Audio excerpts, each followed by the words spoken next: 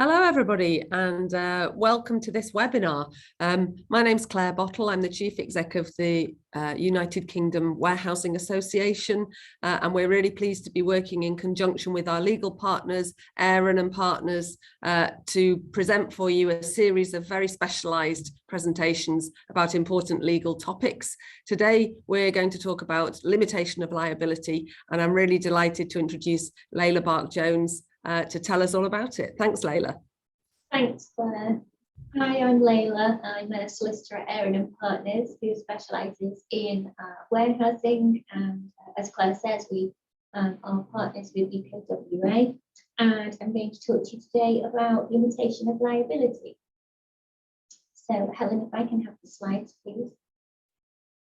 So, limitation of liability could probably be a half-day course in itself, but we're just going to skip over the real useful bits for warehousing. So firstly, what is limitation of liability?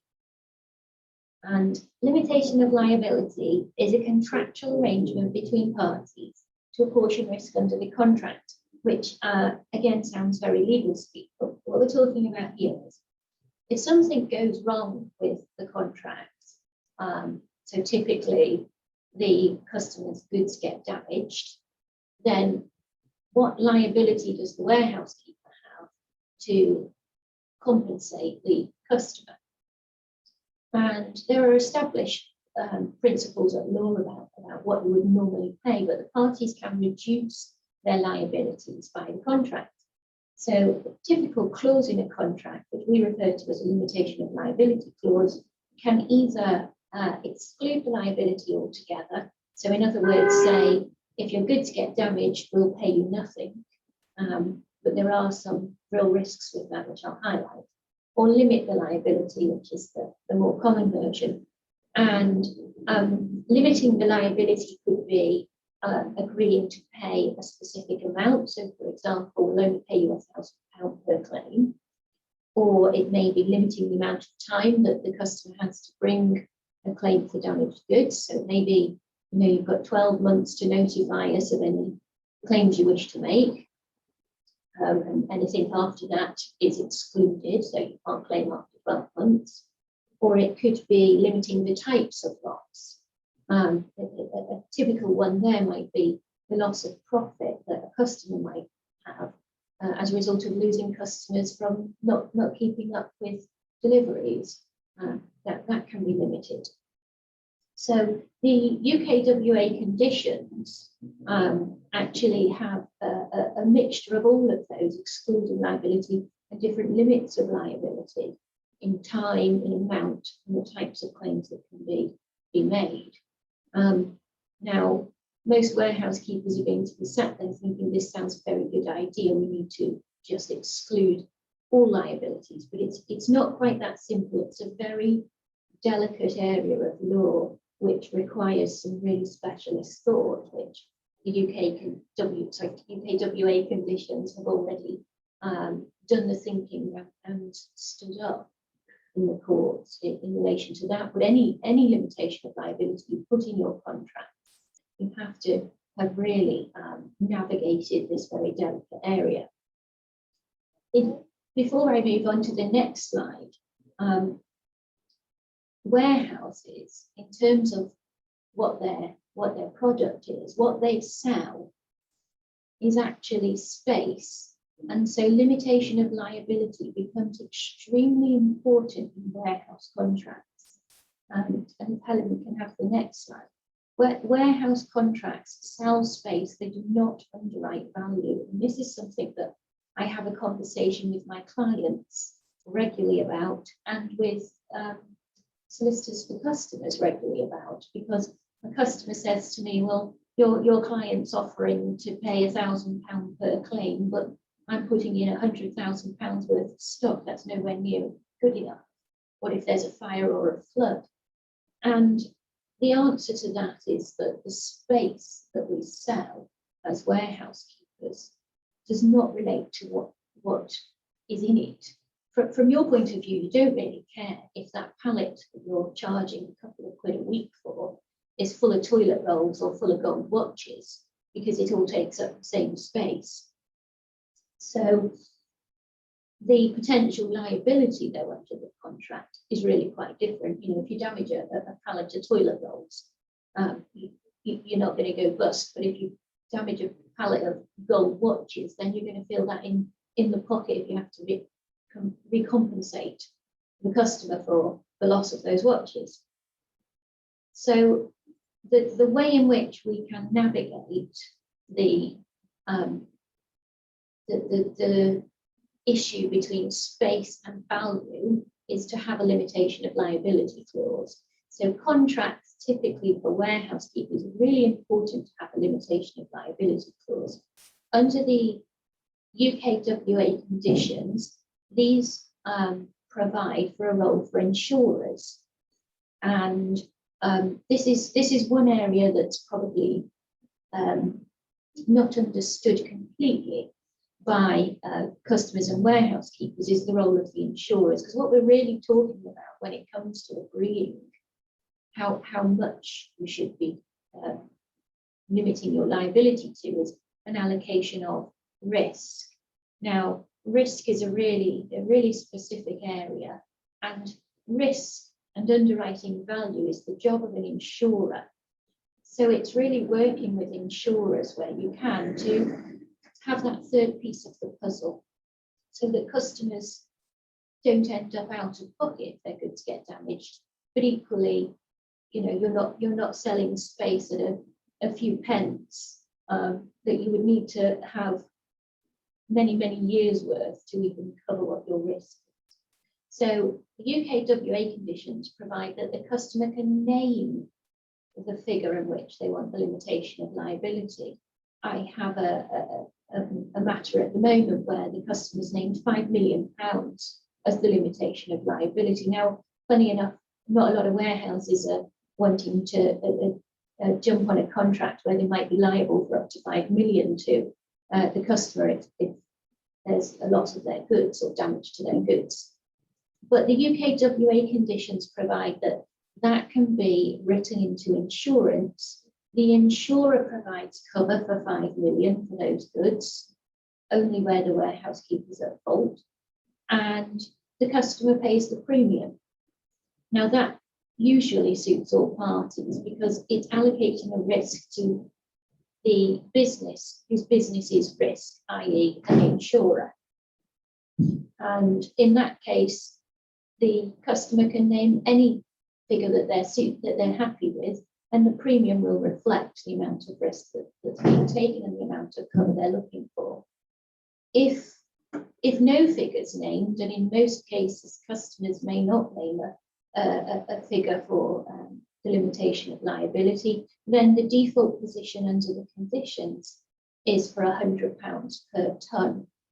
Now, customers sometimes contact us and say, you know, this is nowhere near enough. You're covering me for £100 per tonne, but I'm putting £500,000 worth of stock in. Now, if your customer happens to be a builder merchant, they're putting sand in, £100 per tonne is more than enough. But as I say, if it's gold watches, it's not going to be close. So that's where the role of insurers really comes in. And the conditions provide for that.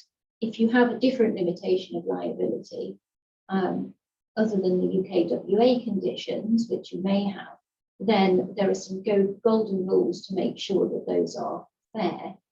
But equally, you know, the role of insurers is it is paramount to striking that balance of fairness between the warehouse keeper and the customer. So if we look at the golden rules for the making a term incorporated into a contract and you being able to rely on it when the chips are down, they are really three things to bear in mind.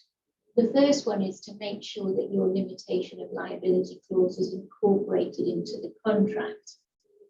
Now, the way to do that is to make sure that you provide a copy of the terms that you're looking to rely on. So if it's the UKWA conditions, provide a copy to your customer.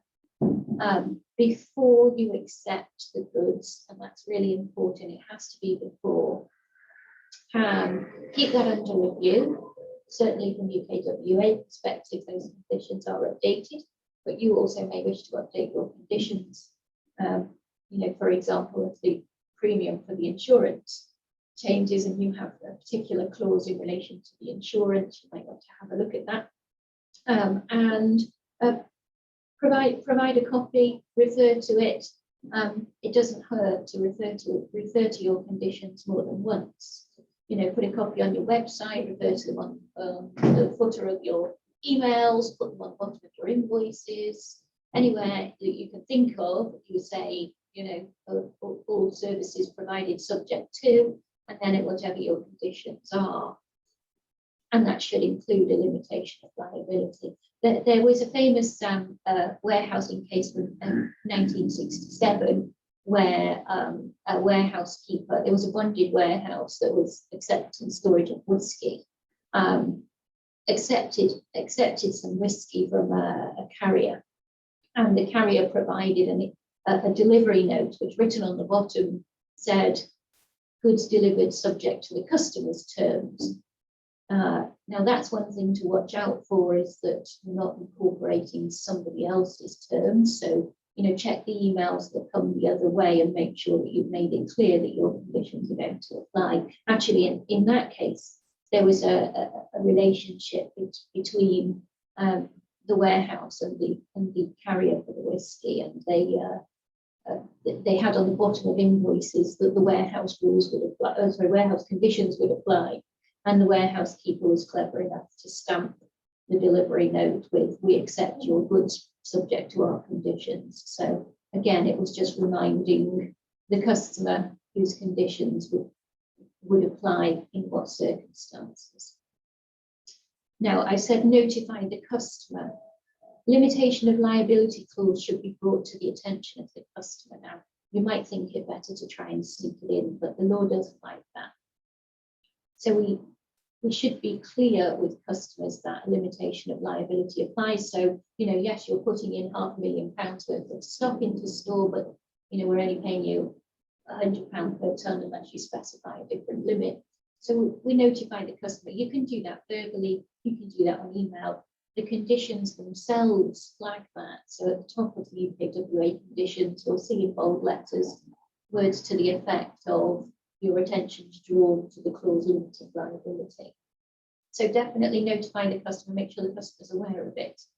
I'm doing a separate talk in a couple of weeks about insurance, and that's the point at which your customer, once they're notified, can really get themselves in the best position to make sure that all their risks are covered. And then the final thing is make them reasonable. Now, that's not just trying to be commercial and appealing. That's making sure that they're compliant with the law. So there's a statute or a law called the Unfair Contract Terms Act, or here referred to as UKTA, which says that all terms must be subject to a reasonableness test. And what is reasonable depends on the circumstances. The lawyers have made a lifetime's work out of arguing what is and isn't reasonable. And actually, it's a very unattractive and expensive issue to have to run. Fortunately, the UKWA conditions have come before the courts on other occasions, and we have had decisions that they are reasonable. So that test has already been applied to the conditions, but all terms will be reviewed for reasonableness. So if you use different terms, then really do consider whether they're reasonable. So UKWA conditions, of course, they don't specify a limit. They allow you to agree a different limit. The £100 per tonne only applies if you don't agree anything else. So, it's what's reasonable in the circumstances, what you agree between the parties. Given that storage, as I say, for space is generally pretty low fees, that does affect what's reasonable, because that's relative to the contract as to how much you're actually charging for the space versus how much you want to put your neck on the line for the customer's goods. as I say, the selling space, not underwriting value. That's the golden rules for limitations of liability. As I say, it's a broad subject, and there's many legal cases about what is reasonable, but there does need to be some thought to the individual customer that you're dealing with as to what's reasonable. Customers will ask for unlimited liability and expect to pay, you know, a few pounds per pallet per week to store them. So, you know, it's considering your bargaining position. The UKWA conditions allow for that, but if you're not using those, then really give that some thought when you're speaking to your customer to make the arrangements for the contract and flag to them what is going to apply. That's a bit of a whistle-stop tour through limitation of liability. I appreciate that it's a very complex area of law. As I say, the thinking's been done behind the UKWA conditions, but you know, if you are applying different limitations of liability, it's a good idea to take legal advice on your standard form of contract terms, and certainly make sure that your staff are well trained in incorporating them, because having access to them doesn't mean that they'll apply to the contract, but hopefully that helps to give some thoughts as to how you might limit yourselves in terms of what you're liable for, given what you might be storing. If you have any questions, then now's the time to speak up.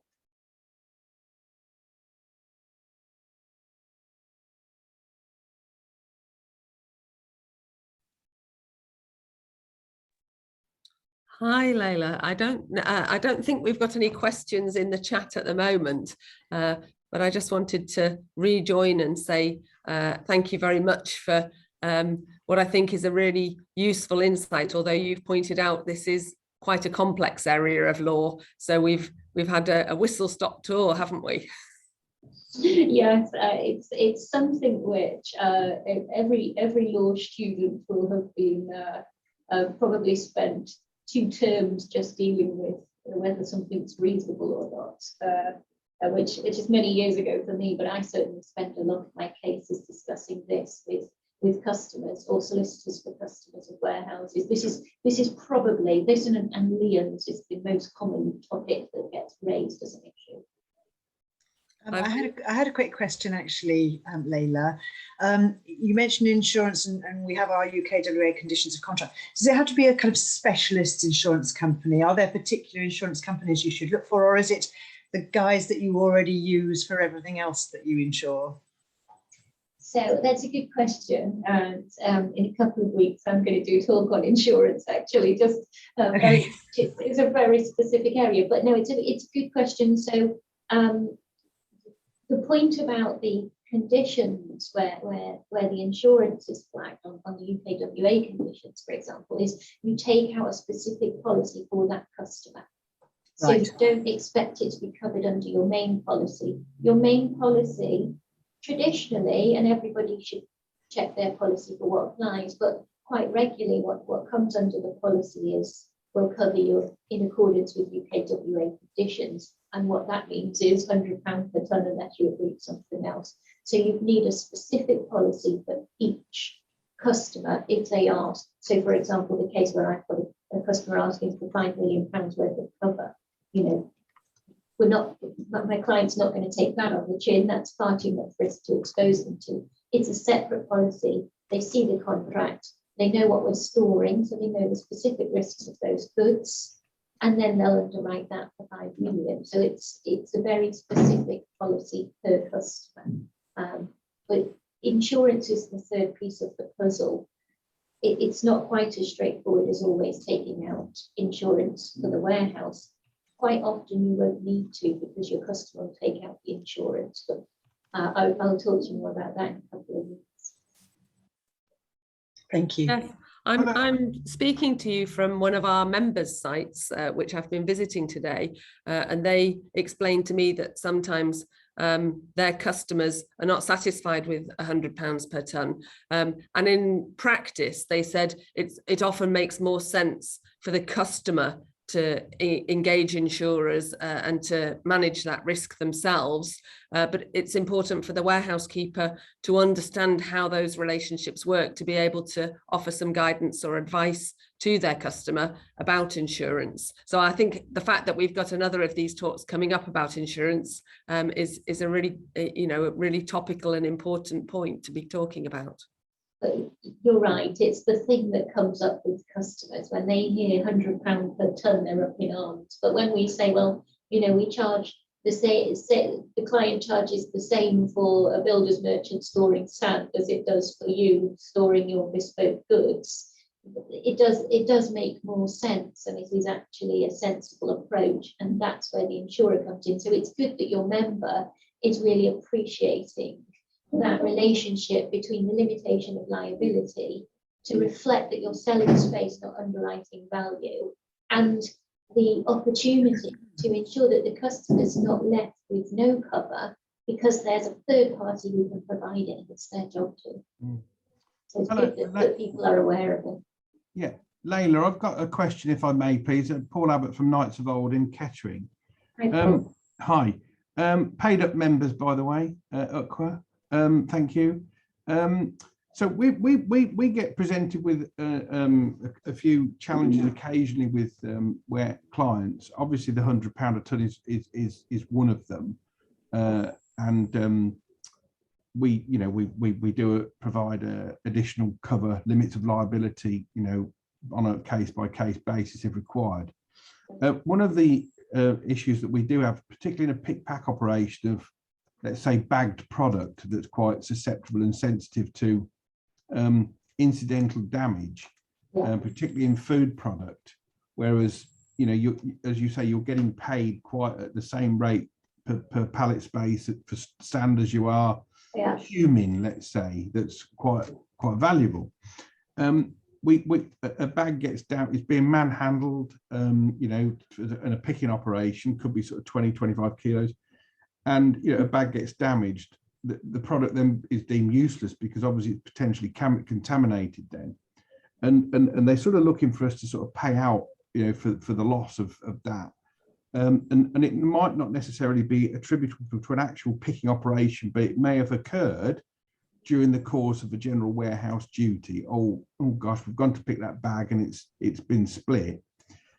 Becomes quite a contentious point because we're getting the square root of not much for doing the job, which obviously the commercial discussion is another subject. But we did have this discussion, I think it might have been with Nick Clark actually, Helen, a while ago, and it was sort of potential, or actually it might have been with UKWA, somebody at UKWA, Claire, about the fact that actually, well, incidental things that happen during the course of the operation are not really insurable. It's almost like seen as a bit of shrinkage, and there should be a tolerance level accepted or deemed to be accepted. How do you think we should best manage stuff like this? Because it leads to disappointment, and think, well, you're giving us 15p to pick the bag, and now you want us to pay £80 for a total loss on it. The risk and reward thing, they don't get it. They said, you've done it, we don't care. They don't care. That's the point about you're not underwriting the value of what you pick, and it's you've highlighted a good point that is central to insurance, and is why actually it's never popular, but it's better for the customer to take out insurance while they're on your premises than for you to insure to increase the limit of liability. And the reason is that you're insuring, or your limitation of liability is only against your liability. So as you say, picking something which is, for example, inadequately packaged, which is another thing that comes under UKWA conditions, if it's damages because it's not packaged correctly, that is not typically your liability.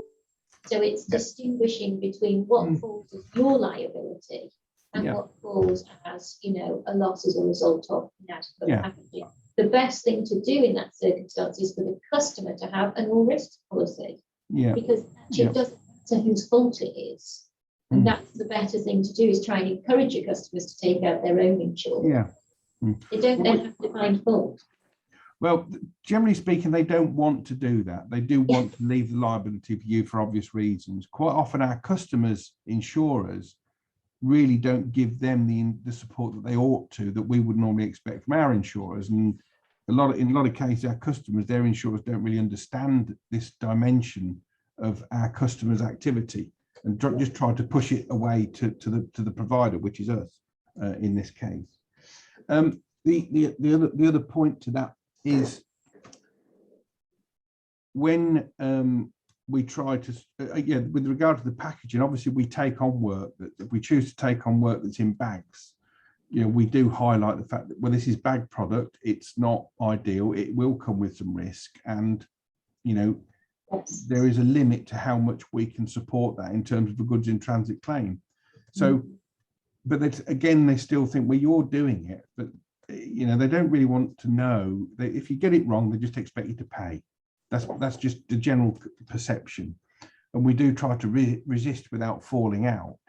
And it's just really if there's anything sort of awkward, that any wording that we could identify in the term that said, well, it's this bit here, that refers to my issue that I've just sort of talked about. I don't know which bit it is, because it as such, if there's anything that we could sort of rely on better to support this. There's two conditions without having them in front of me. There's a requirement for things to be appropriately packaged in there, but there's also a requirement for the customer to flag any special instructions, like special handling.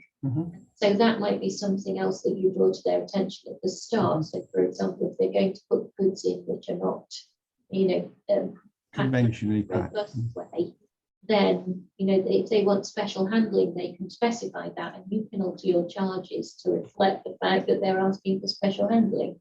I think that might be the way around the conditions, to just flag that if you want special care, we can give special care, but it's going to come at a cost. You're not going to put an automated picking on something which is delicate. Might be a way around it for you.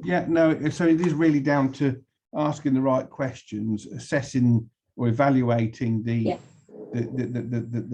contract or the commodity there and then, and being aware or astute enough to say, look, we need to write some conditions in this, and this is what we propose. So it's about a commercial discussion at that point, at the opening negotiations, and having that written in the contract as to specify what, or certainly in an SLA, where that sort of what the parameters are or the limitations are with that. Okay.